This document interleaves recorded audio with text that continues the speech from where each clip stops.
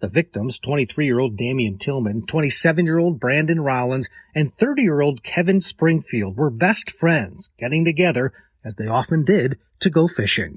He was my baby. I love him to death. You've got three best friends. What is more wholesome than going fishing near Frostproof on a Friday night? And that's what they were doing. All three young men discovered at a crime scene so horrific, so shocking, Sheriff Grady Judd himself described it as a massacre, one of the worst he's ever seen. The bodies of Brandon Rollins, Damion Tillman, and Keven Springfield, three buddies who left on a fishing trip and would never make it back. I was looking for my son. It was a mess. I found my son. I was holding him. He was telling me what happened. The sheriff says he will not stop until these killers are caught. I'm angry with whoever would do this to these folks. They're nasty, evil, ugly, mean, murdering people. Now to a news alert out of Polk County, where Sheriff Grady Judd just gave us an update on the investigation into the shooting deaths of three fishermen in Frostproof. He says deputies have arrested three people, two men and a woman, in connection to those deaths. This week, the reward for information into what happened during a fishing trip Friday night increased to $30,000. The sheriff has called what he saw there one of the worst crime scenes he's ever seen.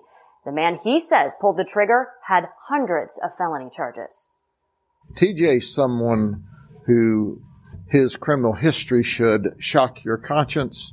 It does mine. He's a thug. He's a criminal. He's pure evil in the flesh.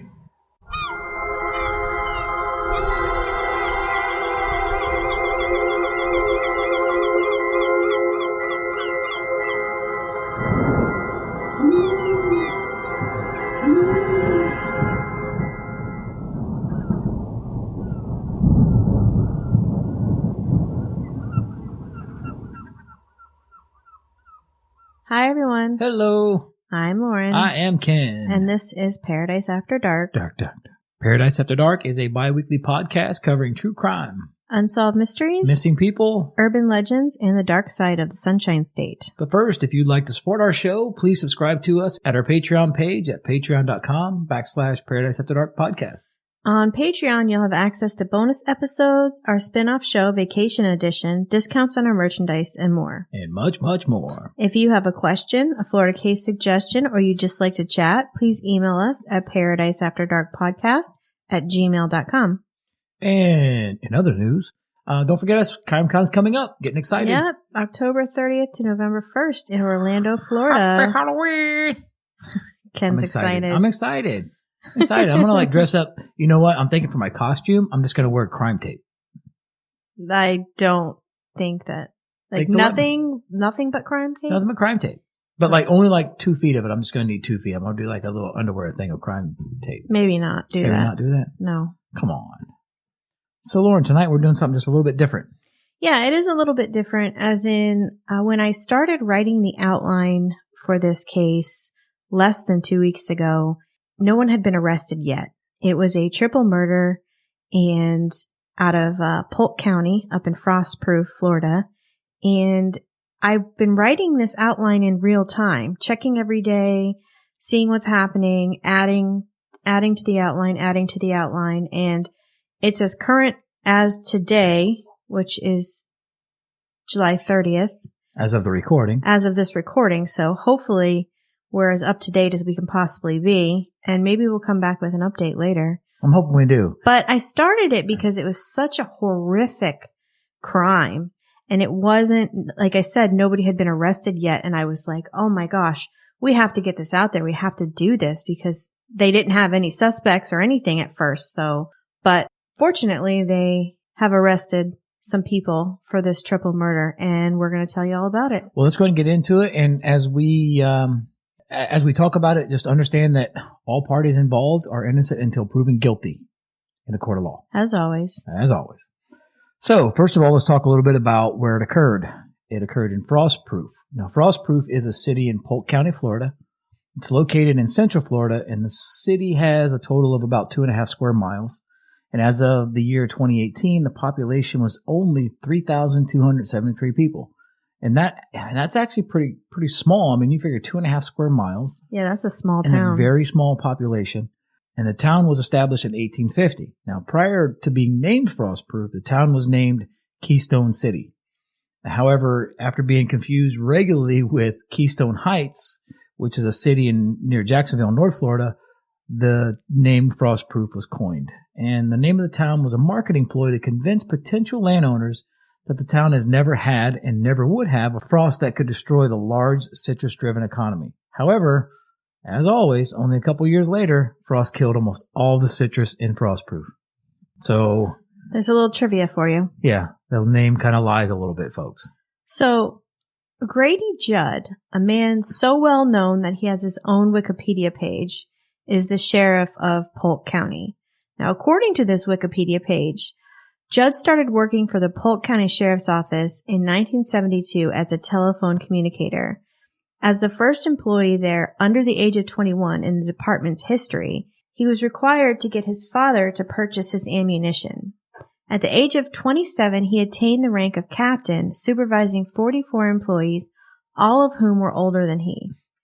He was elected as the sheriff of Polk County in 2004 and re-elected in 2008, 2012, and 2016. Mm-hmm. So throughout his career, Judd has earned a plethora of awards and professional recognitions, including a Good Citizenship Medal from the Sons of the American Revolution in 2015, and a National Anti-Bullying Recognition Award from the School Safety Advocacy Council in 2014. Sheriff Judd has taught as an adjunct professor at both the University of South Florida and Florida Southern College.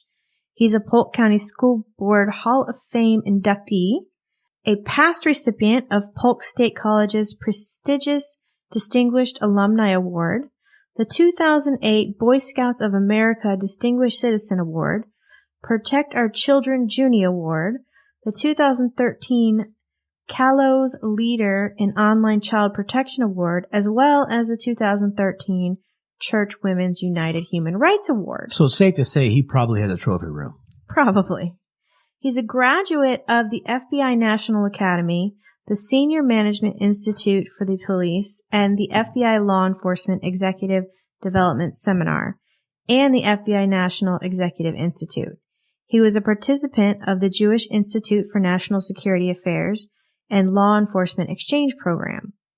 It is my strong conviction that God has blessed Polk County because we have the faith-centered, justice-loving, honor-protecting, people-caring sheriff. To simply put it, we are just downright proud that Grady Judd is ours. Jay Dennis, lead pastor at the First Baptist Church at the Mall, said during a speech at Sheriff Judd's 4th swearing-in ceremony in 2017. Sheriff Grady Judd just announced on July 11th that he will be stepping up for his 5th term as sheriff. There will be no elections because no one has dared to even challenge him. Nobody. So Judd gained publicity as the sheriff who tells it how it is. In 2006, when asked why his deputy shot a suspected cop killer 68 times, he responded, "That's all the bullets we had." So here's a clip from ABC Action News. They made an awesome clip of just some of the statements that Sheriff Judd made in the year 2019. You want to go and play it? Do we actually have a clip on that? Yep. Listen, are you ready for this? This guy's grinning like he just ate lemons. You can't make this stuff up. Are you kidding me? Come on, girl. You drive a Cadillac. You steal toys from kids. If you commit vicious crime like has occurred, you need to go to jail first. He intended to have a gunfight, and we gave him a gunfight. We don't choose to shoot people. They choose for us to shoot them. And if you choose for us to shoot at you, we're going to shoot at you a lot. That's a guarantee. Tell them, I'm not interested. I'm calling the sheriff's office. My dog's going to bite you.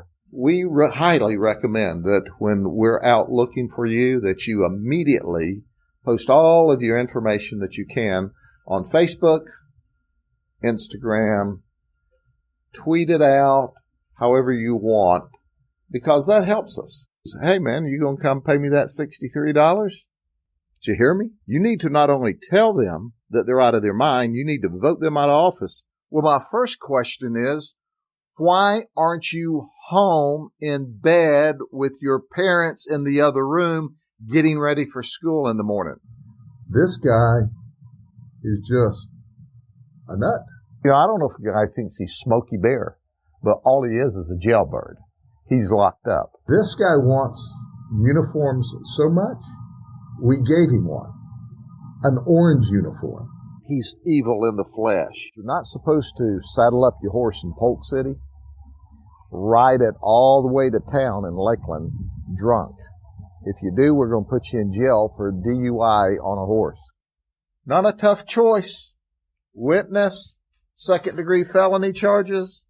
Witness, second-degree felony charges. He said he liked handcuffs and blindfolds.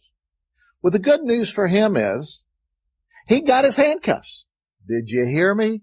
We're not going to have a good sense of humor if you make us do all this work to track you down, and we plan to send them to state prison where they don't need a cell phone. You know, my detectives are the best, and we will come after you and track you down. Just help a brother out here. You can have smart criminals. Not often, but you can. We have a place for you in the county jail. They'll turn up. Bad pennies always do. Don't feel like it's like, whoo, I committed all this crime and they only got me for this.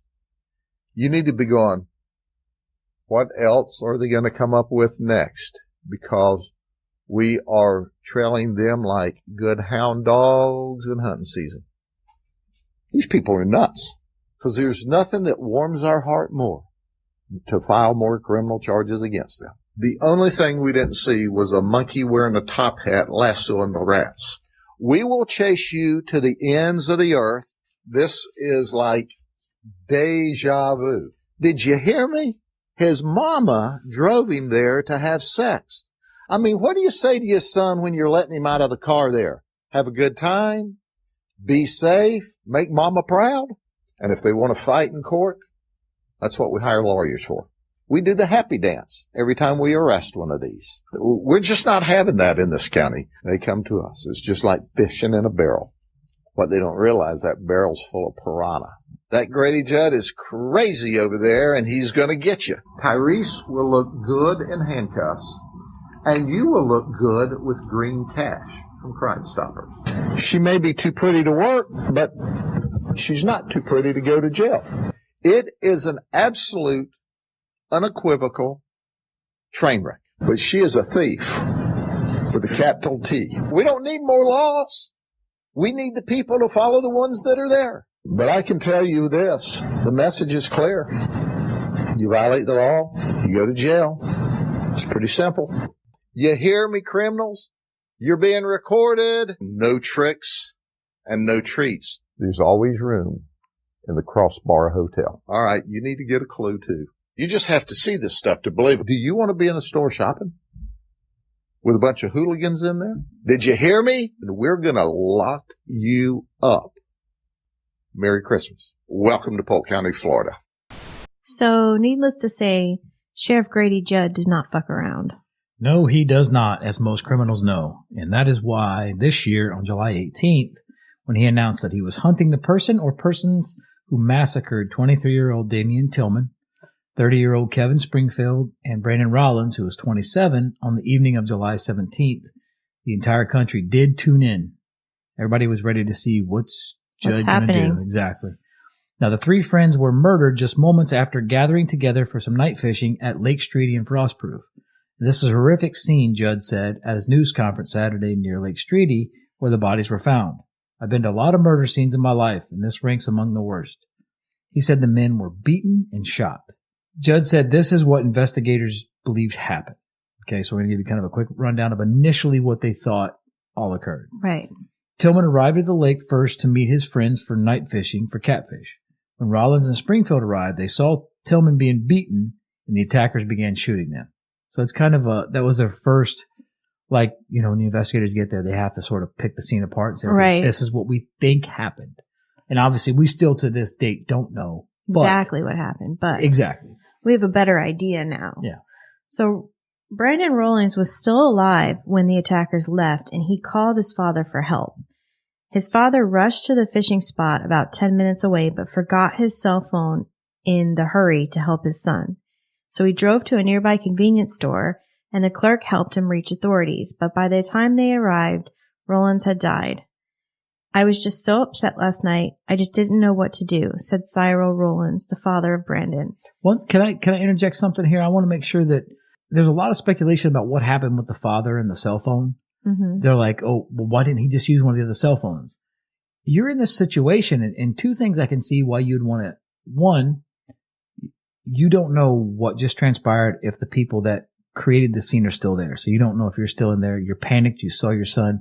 You reach for your phone. You're not thinking, oh, well, let me check everybody's phone and see if somebody has one. You just react and you get in the car and leave. I know he got sort of chastised by the media, and not necessarily the media, but a lot of people said, why didn't you just look for phones? That's a tough situation to be in. I mean, you roll up and your son has been beaten and is on the edge of death. So he told WFLA 8, we heard some background and they fuss and all that, but I left. I went out there. When I got there, I was looking for my son. It was a mess. I found my son. I was holding him. He was telling me what happened, but I was too shocked to know what was going on. Sheriff Judd told reporters, there's been some question why didn't the dad use the son's phone from there, Judd said. Well, I don't know whether or not he looked for it, but he probably couldn't find it because we had a difficult time finding it ourselves. So the dad probably couldn't find anyone else's cell phone. Okay. So Sheriff Judd wouldn't say what information Rollins shared with his father before he died, but they did have a conversation. He also did not say whether authorities have identified any suspects and wouldn't speculate on whether the victims knew their attackers, although he did suggest it wasn't a random attack. The Polk County Sheriff's Department offered a $5,000 reward for any information leading to the capture of the killers right off the bat. Yeah, that's kind of odd. That is kind of odd. Like within 24 hours, they had this reward up. Ready to go. You don't just stumble upon somebody out there. This is a dirt road, a clay dirt road, way out in the middle of what we call God's country, on the way to a nice little fishing lake. It's not like there's a lot of people around here. As you can see, it's a cow pasture and lakes, Judd said.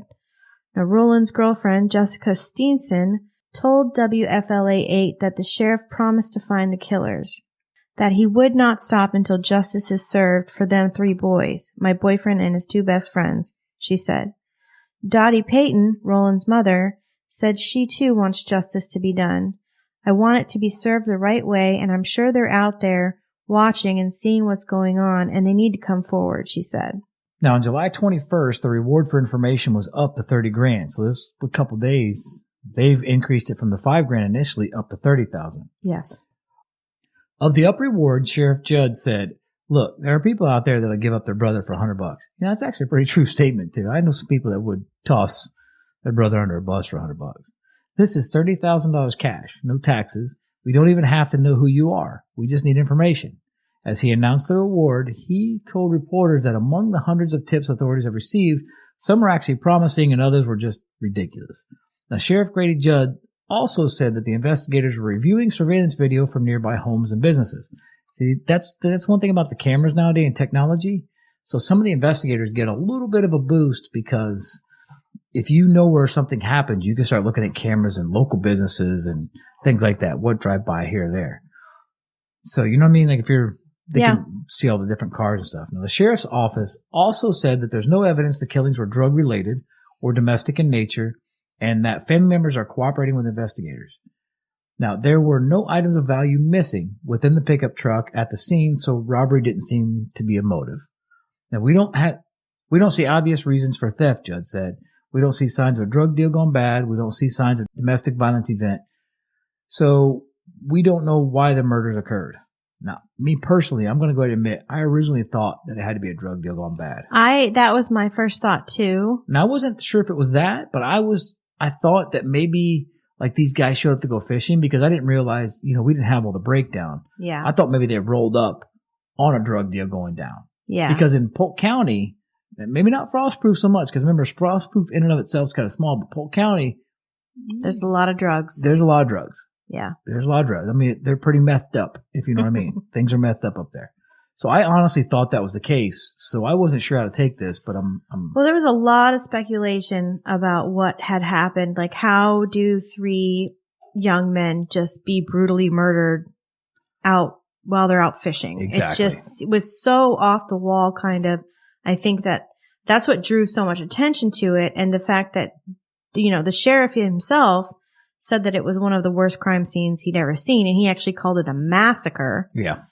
So it just was, I think that's what captivated everybody at the very beginning. But on July 22nd at 11 a.m., Sheriff Grady Judd called a press conference. He started out by saying that he believes that Polk County has one of the best homicide units that there is. He stated that in 11 years, they only have 2 unsolved homicides. He said the homicide team investigated this case as if the victims were their own brothers, and then announced that his team had solved the case. Tony, aka TJ Wiggins, age 26, his brother, William Robert Wiggins, 21, and TJ's girlfriend, Mary Whitmore, age 27, were arrested and charged with the murders of Damion Tillman, Keven Springfield, and Brandon Rollins. Sheriff Judd showed a picture of all 3 subjects, pointing to the picture of TJ Wiggins, and called him the trigger man. When he held the picture up on the TV, he said, and I want everybody to look at this guy right here. And he made sure everyone knew that this was your guy. He went on to say that TJ's criminal history should shock your conscience. His first arrest was when he was 12 years old. 12 years old? Yes. He had 230 felony criminal charges in his arrest history, 15 felony criminal convictions, and had been to state prison twice. He's a thug. He's a criminal. He's pure evil in the flesh. He's loud and he's out of control, Judd said of TJ Wiggins. Mary had no criminal history, and Robert Wiggins has only 1 misdemeanor arrest on his record. All 3 are from the Lake Wales and Frostproof area. So when the sheriff's office started receiving tips, hundreds of tips, the predominant information that was received was look at TJ Wiggins. Not because there was any evidence against him, but just because of his reputation of being so violent. Well, I can understand. If you think about that, I'm sure that regardless of what happened in this town, he was the go-to. Because he was always like on probation or involved with the police. So they had this I was doing a checkup on you. Hey, while we're here, we want to ask you about this. Right. So you know that he was the go-to guy if anything in this town went awry. I mean, that's my own personal opinion. Obviously, it's not fact. But I could just picture, hey, my car got stolen. Yeah, you know what? Let's take a ride out and talk to Tony. See if he knows anything. Because if he's not involved in it, he might know about it. So, right. Yeah, this guy here just had sort of I don't want to say a bad rap because he created this freaking bad rap. Judd went on to explain that TJ Wiggins was currently out on bond after a felony assault charge wherein he broke a man's arm with a crowbar during a fight. He's wild and hostile, Grady Judd announced. He again mentioned what's more wholesome than 3 friends getting together to go fishing. So Sheriff Judd goes on to give a detailed timeline of the events of July 17th. He says, first, Damion stopped at the Dollar General store, and they knew this because they found a Dollar General store bag in Damion's truck. So they went to the Dollar General and got the surveillance tapes for the night of the murders. They saw Damion standing at the line of checkout. Now behind Damion in line was Tony, TJ Wiggins, Robert Wiggins, and Mary Whitmore. Now at 9:56, Damion is checking out the Dollar General store. TJ checks out 15 seconds later and follows Damion out the door. At 10:06, which is 10 minutes later, Brandon called his dad for help. Now, Sheriff Judd says they know that Damion drove directly to the lake for the Dollar General store, and on the video you can see that Damion has some sort of conversation with TJ Wiggins. Now, the video did not have audio, but the body language, it doesn't look like the conversation was hostile in any way. So it didn't look like it was very hostile. Although there were portions that I guess could be questioned, and there is some speculation that he was kind of like throwing his arms up. Like, what's going on? And then you see him like crack his neck. Yeah. But he didn't seem like he was like hostile towards Damion. Right. But it looked like he was like, oh, you could see he was like getting pumped up, but there was like no animosity towards Damion himself. So on Monday, July 20th, investigators found the suspects at their home. They were living in a rural, wooded, and isolated area. A compound, Judd said, made up of campers and trailers with no electricity or running water. Can I just set the scene here real quick? When you look at this place, Sure. it is covered with everything you could think of. I mean, if you've ever had anything stolen, it was probably there at this compound. And I mean, generators, mopeds, scooters, engines, cars, trucks, lifts, anything. It was amazing to see the pictures that they have.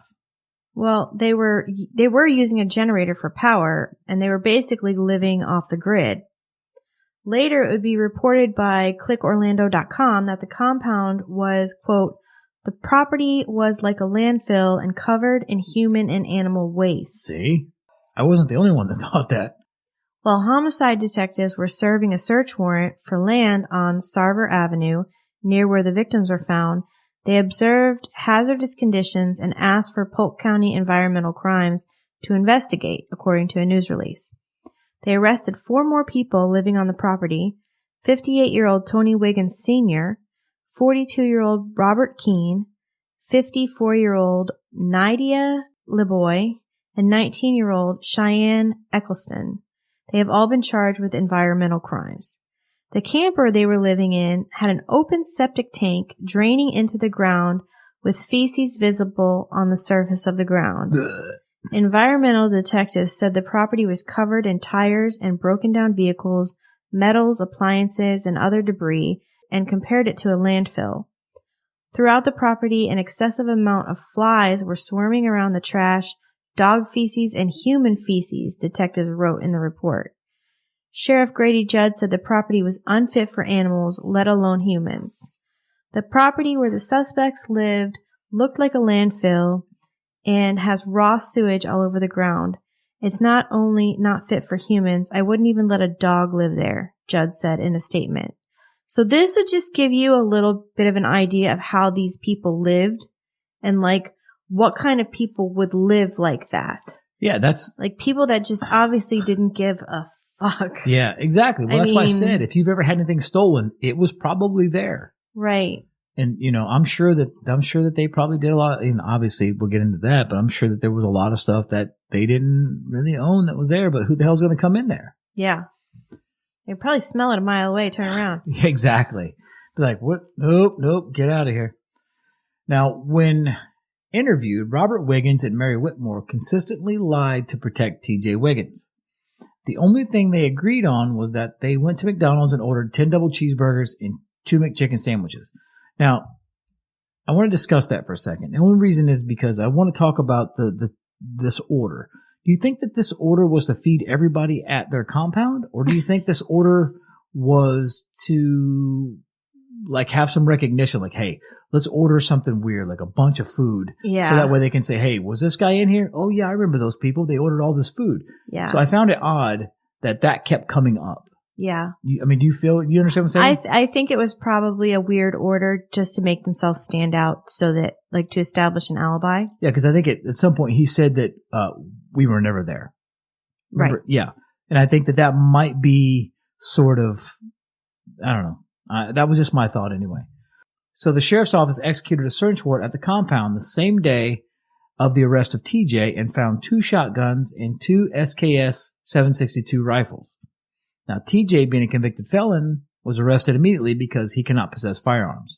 Now, they found 1 9mm shell casing in TJ's trailer, and the FDLE compared the shell casing found at TJ's house to the casing found at the murder scene, and of course they matched.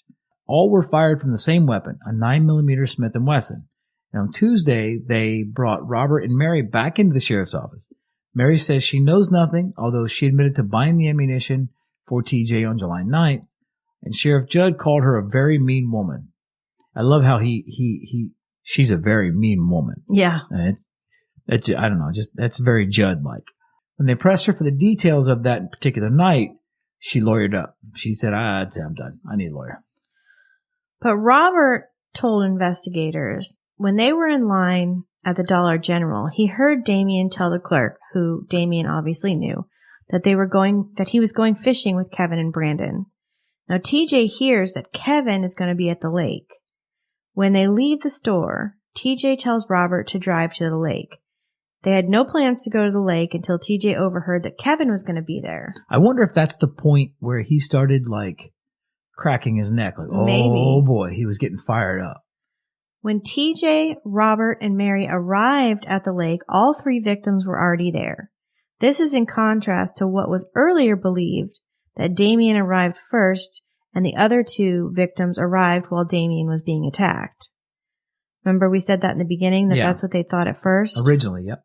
So Sheriff Judd explained that on that evening, Damion was driving his red pickup truck and Keven and Brandon were in a white pickup truck with Keven driving. At the lake, they were parked door to door and talking to each other when the 3 suspects pulled up behind Keven's white truck. TJ exited the vehicle and rushed up to the truck. Brandon got out to see who it was. TJ pushed Brandon up against the truck and pulled out a gun and said, "Where's Keven?" So TJ ran around the truck and pointed the gun at Keven and said, "Where's my truck? Where's my truck? You stole the engine out of my truck." Keven said he had no idea what TJ was talking about. TJ then hit Keven. Sheriff Judd described it as a sucker punch. Damion starts to exit his vehicle and is screaming at TJ to put the gun away. TJ starts shooting Keven and Brandon inside the truck. It's estimated that TJ shot them 9 to 10 times. Fuck. He then turns and starts to shoot Damion, and then goes back to Keven's truck to find a magazine from his gun that he had dropped during all the excitement. Robert stated to investigators that he was in their own truck during the whole ordeal. By the time he realized what was happening and got out of the truck, it was all over. TJ tells Robert to help him put Damion in the truck. So they grab Damion's dead body and hoist him into the back of his own pickup truck, and they all leave. Well, I have a question, because they said that Judd said that the men were beaten. Right. So this is just what Robert is telling the police at this point. Right.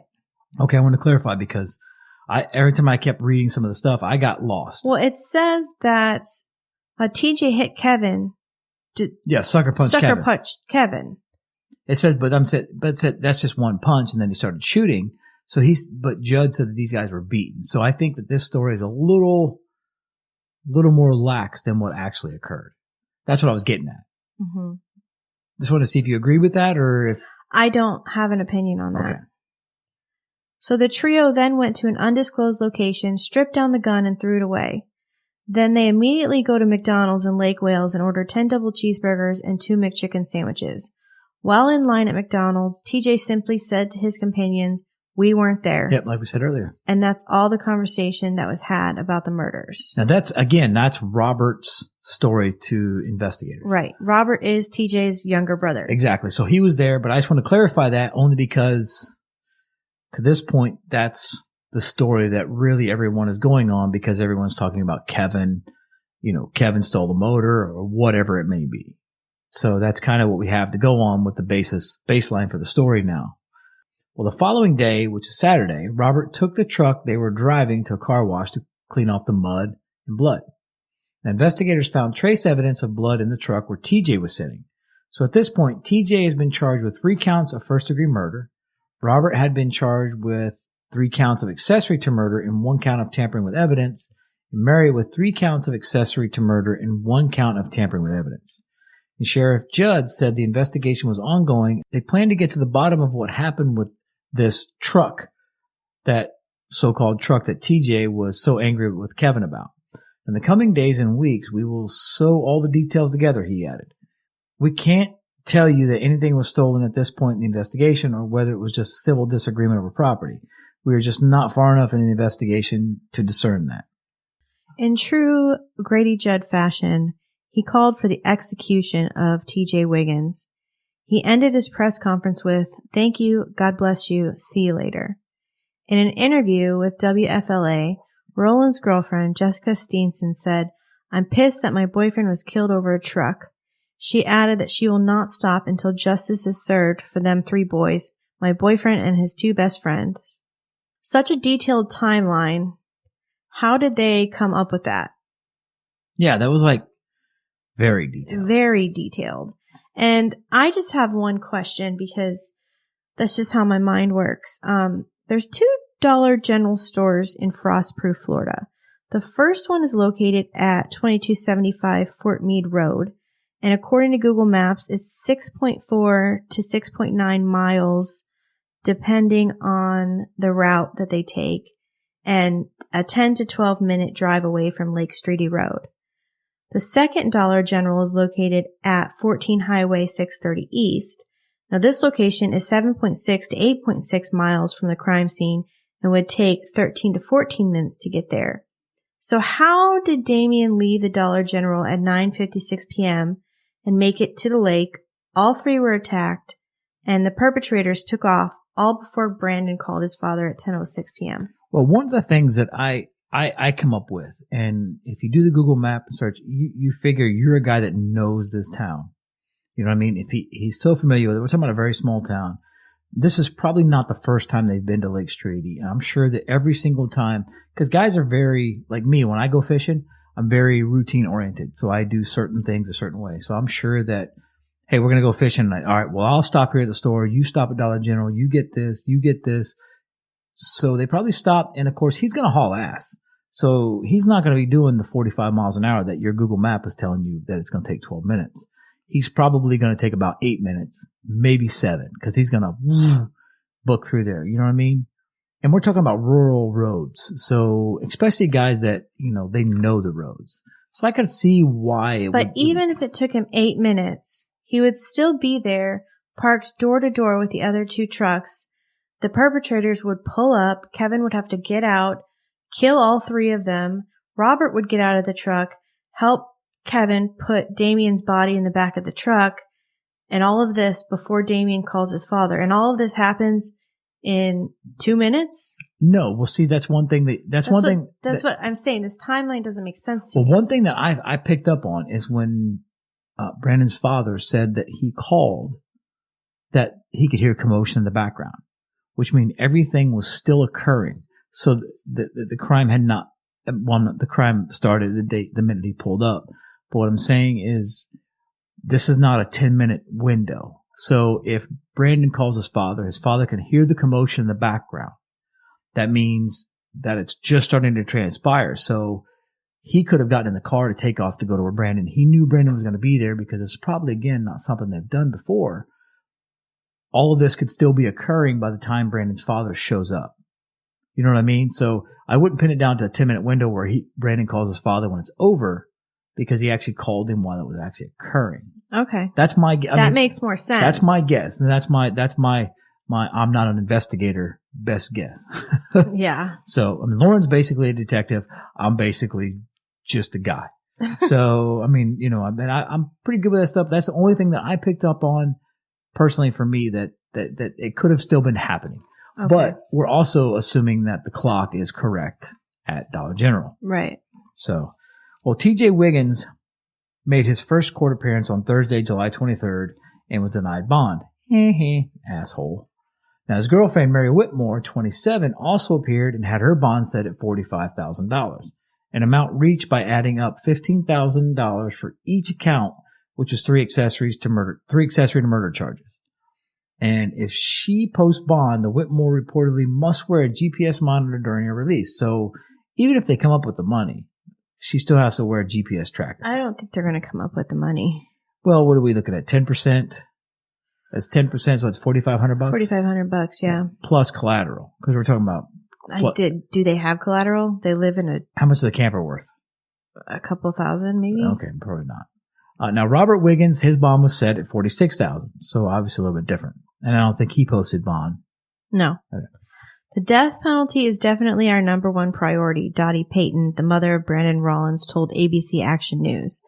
I just don't understand how that many charges, being a convicted felon, and you're out here walking the streets like a normal person, said Payton, talking about TJ and his 230 felony charges and whatnot. So that's a good question. How could TJ, with so many felony charges and convictions under his belt, still be on the street? I don't get that. I don't have an answer for that.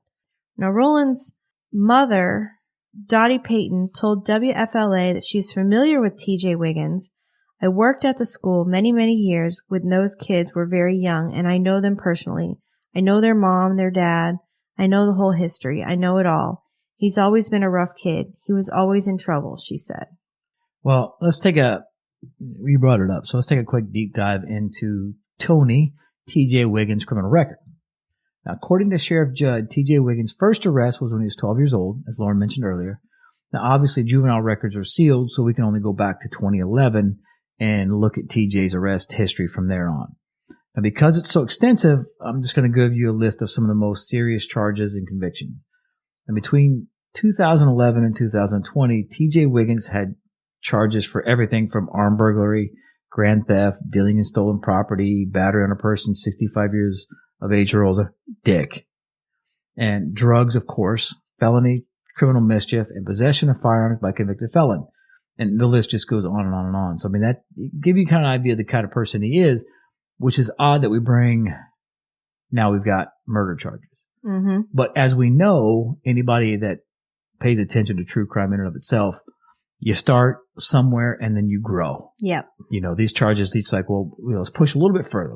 Oh, they're not going to stop me. Look at me. I got 230 arrests. Well, I got 15 convictions. Like they said earlier, he was already out on bond from a felony assault charge where he beat somebody with a chain. And that was really his first, I don't want to say his first, but that was really the most aggressive charge that he had as far as, because most of them were armed robbery, burglary. I don't want to say aggressive, but that was the first time. Was it a chain or tire iron or something? Crowbar. Crowbar. He beat someone with a crowbar. That's right. Exactly. So, I mean, you see sort of keep up. Yeah, I know. There's so many. You see an escalation of that. But I mean, when you start when you're 12 and you get, look where he's living and how he's living. Mm-hmm. So anyway, like I said, the list goes on and on and on, but now, TJ Wiggins actually did prison time from September of 2012 to February of 2014, and he went back to prison again from November of 2015 to March of 2018. So more information about this triple murder is coming out daily, and like I said in the beginning, I have been creating this outline for this episode in real time. So on Monday, July 27th, the Ledger reported that according to Robert Wiggins' arrest affidavit, remember he's the younger brother of TJ Wiggins. Little douche. He watched his brother TJ shoot Brandon Rollins, Keven Springfield, and Damion Tillman. One bullet hit Rollins in the left shoulder and another in the area of his left collarbone, detectives stated, referencing the autopsy. A third bullet hit his right arm, also striking the fingertips on the right hand. Dr. Stephen Nelson, who conducted the autopsy, recovered one projectile from Rollins' lower back. Springfield was shot twice, once in the neck and once in the head, the arrest affidavit states. Both bullets passed straight through his body. Tillman, whom Robert Wiggins said was the last to be shot, was hit 3 times in the chest and once in the right arm. He told investigators that he tried to stop his brother after the first shot was fired. He got out of the white pickup truck they were driving and ran towards TJ to try and stop him, though the shooting was done before he could get to him. Now, this is all according to his arrest affidavit. He also said that he heard his brother repeatedly asking Keven Springfield, "Where is it?" and Springfield replying that he didn't know what TJ Wiggins was talking about. Detectives had said TJ Wiggins has accused Keven Springfield, a mechanic, of selling the engine of his truck. Whether this is true or not, we don't know. So we know Keven Springfield was a mechanic. So Keven Springfield was obviously the main target, and Brandon Rollins and Damion Tillman were basically just collateral damage. Yes. Which is so sad. Yeah, it is. But and I'll go ahead and I'm not by no means adding sympathy to any of this. But I got to believe that, okay, so he came after Keven. So now here's a situation where TJ Wiggins, one man, this is how big of a asshole piece of shit this guy is. one man, TJ Wiggins, is angry because he feels that he's been wronged by Keven Springfield. So now he brings his girlfriend, who is a mother of 2, by the way. I think she has 2 children or 1 child. I'm not 100% sure. Anyway, she's a mother. She has children. So he brings her and his little brother to the lake to kill Keven Springfield, or to engage Keven Springfield, ultimately killing 3 people. So now he's basically ruined 6 lives. Yep. 3 of which he's taken. Yep. His, which nobody gives a shit about because the guy's just that person. And 2 other people. So that just really frustrates the shit out of me about this whole thing. And honestly, that's one of the things where when I was reading news stories and looking into it, I literally would just have to like turn my head and think, one person has changed the life of 6 different people, his own, and 3, like I said, and because I don't want to say that, I mean, obviously Robert Wiggins was there, and so was Mary Whitmore, but because they're covering up for him, because they're probably scared of him. Probably. I mean, they fear for their lives, but I'm not going to say that they're innocent in any way, shape, or form. Don't get me wrong. Don't misread what I'm saying, but I feel like if Robert would have said, hey man, let's just go home, and went home, he could have been hurt by TJ. So he's got to do what TJ says. TJ brings him into the situation. Now here they are. Yeah. So that's just how awful this guy is. So now, unfortunately, according to the Ledger, the COVID-19 pandemic has shut down all jury activity at the Polk County Courthouse and many others statewide. Now, including grand juries, which are the ones that decide whether to issue the indictment in the first-degree murder cases. And that's the case? So yes. So they need a grand jury. They're not convening any grand juries right now. So while murder defendant TJ Wiggins waits in a jail cell, prosecutors may have to wait weeks to seek an indictment against him? Yep. Okay, so as of now, in Polk County, that's going to be like mid-September at the earliest? Yep. So until an indictment can be issued, prosecutors won't decide whether to seek the death penalty in these pending cases. So how's that work? Can you give me a rundown of how that works? All right. So in a death penalty case or in a first-degree murder case, you have to have an indictment. That's not the case with every type of crime. But with the most serious crimes, they get a grand jury together. They present all of the evidence to the grand jury, and then the grand jury decides whether there's enough evidence to indict the defendant. If they do decide that there is enough evidence, the defendant is indicted, and then they proceed with a trial. What's happening here is because of COVID-19, they're not having any grand juries right now. And according to the court administrator, Nick Sudzina, the earliest that they would convene any type of grand jury would be mid-September. So until he's indicted for first-degree murder, they can't come out and say we're seeking the death penalty. And even when he's indicted, they don't immediately have to say that. They have 20 days after the indictment to make the decision whether to seek the death penalty or not. But I feel like in this case, they're going to seek the death penalty. We're talking about Grady Judd. Yes. This is a guy that when he was asked by the reporters why a guy was shot 68 times and the coroner listed as natural causes for his death, he said, well, if you get shot 68 times, naturally, you're going to die. Yeah. This is Grady Judd. This is Grady Judd. We know that at least we can almost guarantee that for TJ Wiggins, because I got to believe that TJ Wiggins has been a thorn in his side since was 12. Exactly.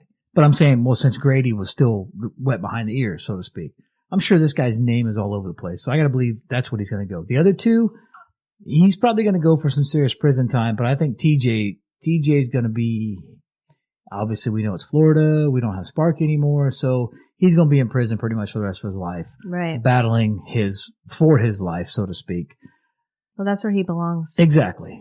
So I think that's all we got for tonight. And obviously, if there's updates. Yeah, well, maybe we'll be doing an update on this someday soon. I mean, I can almost guarantee you that if this goes any further, or once we get, maybe when this COVID crap is out of the way, I don't think it's ever going to be out of the way, but if this COVID crap dies down and the court convenes, maybe we can do an update, a quick little update here or there, and kind of keep people up to date. I'm sure that you'll hear about it, though, if you follow this case. Yep, and I'll also continue to share things on our social medias and whatnot. Yep, so I guess that's all we have for everyone tonight. Yep. Again, if you'd like to support the show, please subscribe to our Patreon at patreon.com/Paradise After Dark podcast. And check out our Etsy store for some awesome Paradise After Dark gear, which we do have new We have buffs. new buffs / masks. Yeah, aka gators. I guess they call them gators. Somebody said, hey, it's a gator. I'm like, it's a buff. Oh, GATER. Exactly. So yeah. Well, they cover your face. Yeah, okay. we have face coverings. We have face coverings. Yeah, check them out. They're pretty cool. And please make sure to follow us on social media at Paradise After Dark Podcast on Instagram and Facebook, and at Paradise Dark 239 on Twitter. Yeah, please do, because Lauren gets involved in that stuff. So you have a question or anything, Lauren will usually respond to you pretty quickly. So you can also, if you want to get in touch with us, like I said, contact Lauren, or you can email us at paradiseafterdarkpodcast@gmail.com. And make sure to subscribe and rate and review on whatever platform you're listening. Stars. We need stars. Give us some stars. What do we want? 5 stars? 10 stars? 5 What's stars the best? would be great. 5 stars? 5 stars, yes. I like 10 stars. But that's not an option. 5 stars is the option. Find a friend and have them give us 5 stars. Oh, that's a good way to give us 10. That's it. So anyway, thanks for listening, everyone. To Paradise After Dark. Dark.